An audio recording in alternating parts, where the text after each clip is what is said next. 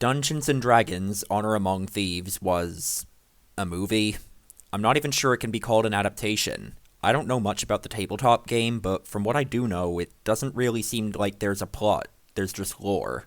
So really, this is just a random fantasy movie with a recognizable name slapped onto it. How does it stand on its own as a fantasy movie? In my opinion, not that well.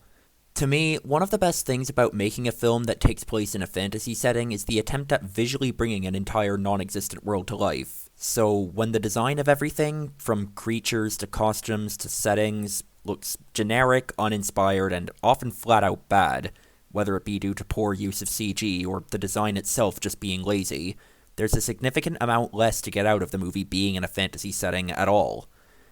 Near the end of the movie, the characters are in this tournament thing where they're competing with a bunch of other teams to get through a maze while being chased by a creature.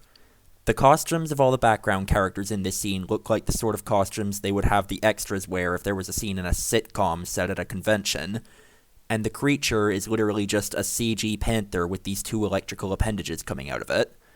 So, that's a bust. I guess we have to turn to the other major leg this movie has to stand on, which is the comedy. This is probably the one that's going to make or break the movie for most people, because no matter how bad everything else is about a movie, people will still like it if they think it's funny. On that basis, a lot of it wasn't necessarily terrible, but again, it was pretty uninspired. A lot of convenient wording, or and then the opposite happens humor. Weirdly, probably the thing the movie does best is when it tries to be emotionally resonant, in a non-subversive way. Moments like the helmet scene or Chris Pine's character's speech about failures were actually pretty effective and make me wish they were at the service of a better movie.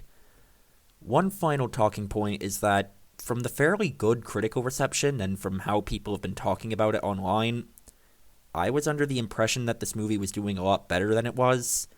When I watched it, there were only 6 people in the entire theater, including me and my cousin, and this was on a Saturday evening as well. According to IMDb, it's only just barely broken even so far, and that budget doesn't even account for things like advertising. Strangely enough, unlike most modern big-budget movies, this one actually didn't tease a sequel at the end. Maybe they were prepared for this.